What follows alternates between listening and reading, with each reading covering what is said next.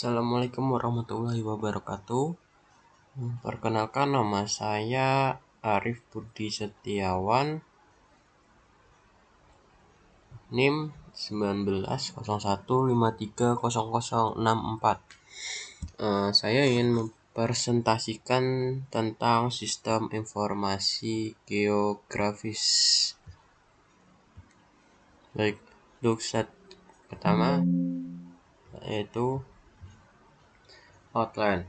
Itu yang berisi konsep dasar sistem informasi geografis, komponen SIG, subsistem SIG, tools atau aplikasi GIS, area penggunaan GIS.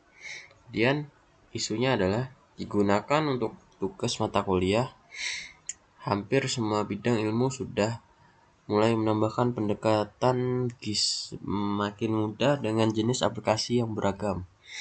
Perbedaan SIM dan SIG itu adalah sistem informasi manajemen digunakan untuk menyajikan informasi dalam mendukung operasi, manajemen, dan pengambilan keputusan dalam suatu organisasi, layaknya seperti perkuliahan atau sebagainya macamnya itulah.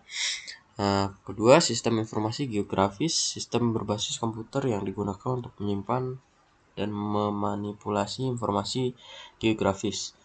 Kemudian yang ketiga, SIG digunakan data yang bereferensi geografis. Data dikaitkan dengan letak geografis koordinat spasial untuk mendukung analisa spasial. Kemudian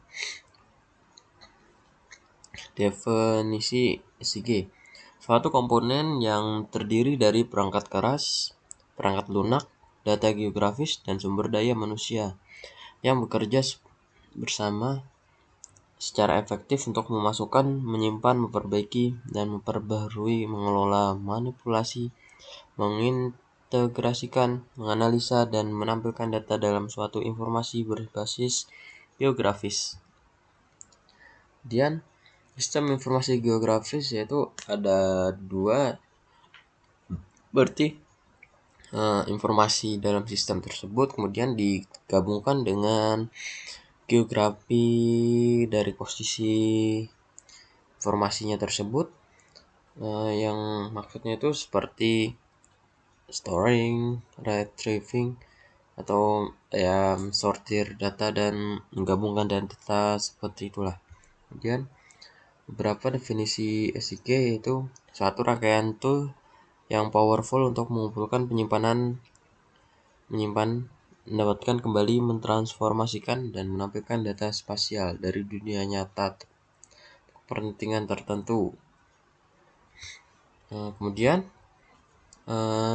sistem informasi digunakan untuk memasukkan, menyimpan, memanggil kembali, mengolah, menganalisis, dan menghasilkan data bereferensi geografis atau data geospasial untuk mendukung pengambilan keputusan dalam perencanaan dan pengelolaan penggunaan lahan, sumber daya, lingkungan, transportasi, fasilitas kota, dan pelayanan umum lainnya. Kemudian sejarah singkat GIS yaitu pertama kali diperkenalkan di Indonesia pada tahun 1972 dengan nama Data Banks for Development. Kemudian yang kedua, istilah sistem informasi geografis dicetuskan oleh General Assembly of International Geographical Union di Ottawa, Kanada pada tahun 1967. Dikembangkan oleh Roger Tomlinson yang kemudian disebut CGIS, Canadian Geographic Canada, menyimpan, menganalisa, dan mengolah data yang dikumpulkan untuk inventaris tanah Kanada. Kemudian mengetahui kemampuan lahan di wilayah pedesaan Kanada dengan memetakan berbagai informasi pada tanah. Sejak itu, SIG berkembang di beberapa benua, terutama benua Amerika, benua Eropa, benua Australia, dan benua Asia. Kemudian di Indonesia perkembangan SIG dimulai di lingkungan pemerintah dan militer. Perkembangan SIG menjadi pesat semenjak ditunjang oleh sumber daya di lingkungan akademis, yaitu kampus. Kemudian berikutnya Cara memperoleh data geografis itu adalah pertama lakukan survei lapangan seperti pengukuran fisik, pengumpulan data non fisik dan mengambil sampel tersebut. Kemudian yang kedua, dengan cara melakukan sensus, dilakukan dengan pendekatan kuesioner, wawancara dan pengamatan. Dan yang ketiga merupakan metode pengumpulan data periodik atau per interval waktu pada stasiun pengamatan dan analisis data geografi tersebut. Kemudian yang keempat, penginderaan jarak jauh merupakan ilmu dari dan seni untuk mendapatkan informasi suatu objek, wilayah, atau fenomena melalui analisis data yang diperoleh dari sensor pengamat tanpa harus kontak langsung dengan objek, wilayah, atau fenomena yang diamati. Kemudian untuk komponen GIS bisa dilihat dari sini, yaitu ada untuk informasi, perangkat keras, data, perangkat lunak, dan sumber daya manusia tersebut. Kemudian komponen pertama itu adalah perangkat keras.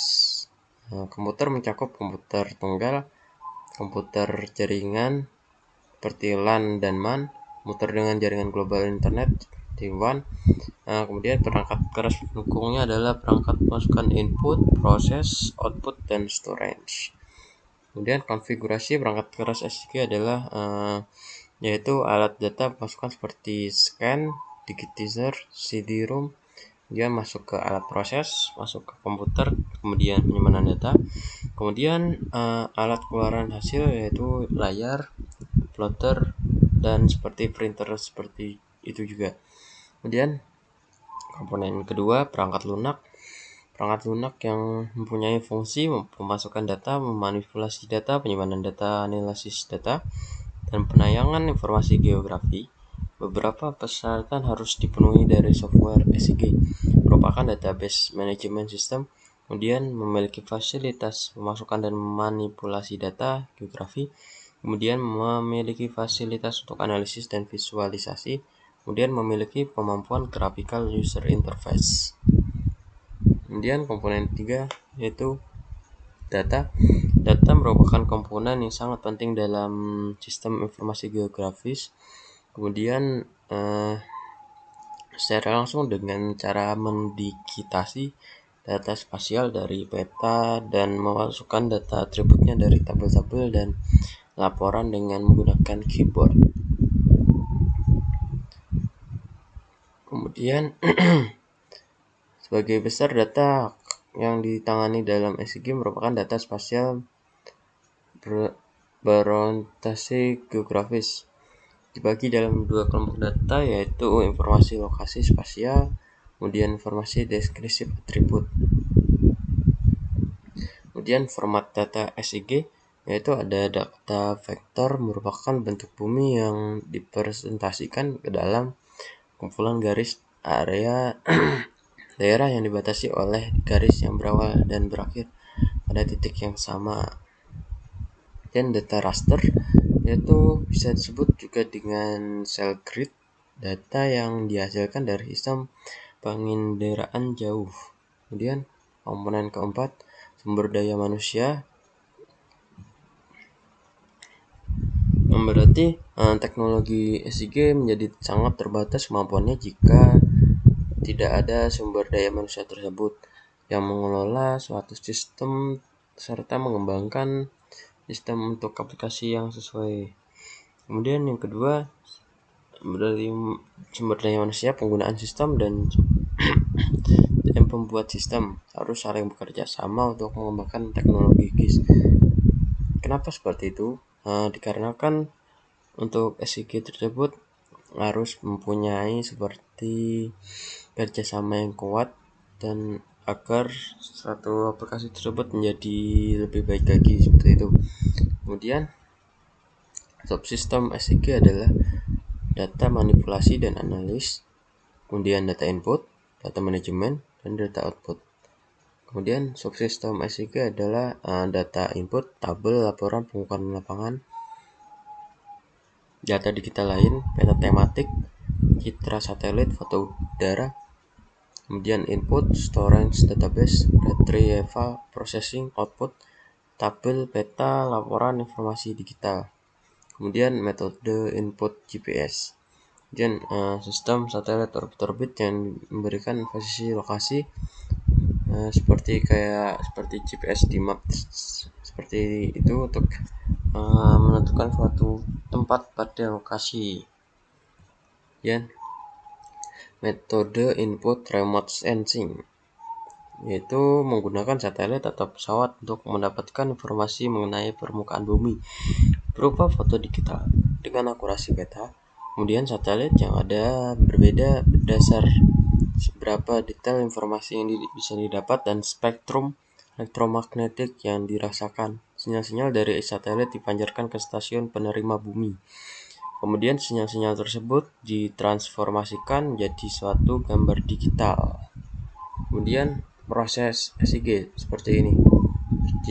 Define problem, kemudian lanjutnya define GIS criteria, kemudian selanjutnya import or build dataset, kemudian GIS analysis, kemudian output, lalu ke decision. Nah, kemudian mengembalikan seperti pertama, prosesnya berulang kali seperti itu. Kemudian terus pengembangannya yaitu dengan menggunakan S3, map info crop, intergraph, autodesk, laser scan. Itu pengembangannya. Kemudian paket software yang gratis seperti open source seperti itu bisa dilihat dengan map server, Grace, OpenMap, OpenGIS, AppInfo, Stata, Geoda, Mapper. Kemudian GIS itu penting. Kenapa? Karena untuk mengintegrasikan data spasial dengan informasi yang bertipe non-spasial, memberikan cara baru untuk memanipulasi dan menampilkan data secara lebih mendalam, memungkinkan menampilkan dan menganalisa data berdasar pendekatan secara geografis dan relationship. Dan fungsi SIG yaitu adalah fungsi dasar SIG adalah sebagai berikut, yaitu akuisisi data dan proses awal meliputi digitasi, editing, pembangunan topologi, konversi, format data, pemberian atribut, dan lain-lain. Pengelolaan database meliputi pengarsipan data, penyimpanan database, pengukuran keuangan, dan analisis meliputi operasi pengukuran jarak dan luas wilayah. Kemudian penayangan grafis dan visualisasi meliputi transformasi skala, generasi, peta topografi, peta statistik, peta tematik. Kemudian pendekatan secara geografis. Berdasarkan pendekatan dan lokasi geografis, GIS membuat hubungan di antara atas kasus seperti melihat data secara geografis dapat memberikan pengetahuan yang lebih mendalam serta gambaran yang lebih jelas. Kemudian menghubungkan antara beberapa aktivitas kasus sering tidak dapat dilakukan tanpa GIS. Padahal hal tersebut sangat penting untuk dilakukan. Misal kita bisa menghubungkan antara sumber polusi dengan wabah penyakit. Kemudian kombinasi beberapa dataset seperti sumber polusi, kasus leukemia. Kemudian kita bisa menggabungkan beberapa dataset yang berbeda untuk mendapatkan informasi tentang di mana kombinasi sumber polusi dan kasus leukemia dataset. Dan siapa yang perlu GIS? Nah, dari sini kita bisa sebutkan yaitu peneliti ilmu kebumian, mempelajari fenomena alam, pemerintah daerah, kemudian ahli teknik bidang kesehatan, ahli lingkungan, serta supir. Nah, untuk berikutnya yaitu area penggunaan GIS.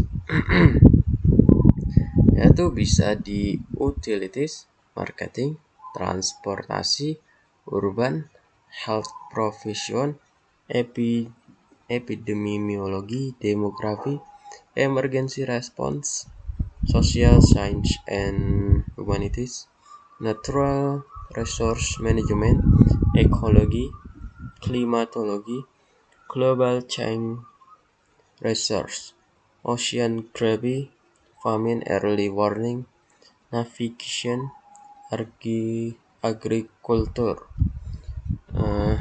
Demikian dari presentasi saya. Sekian dan terima kasih.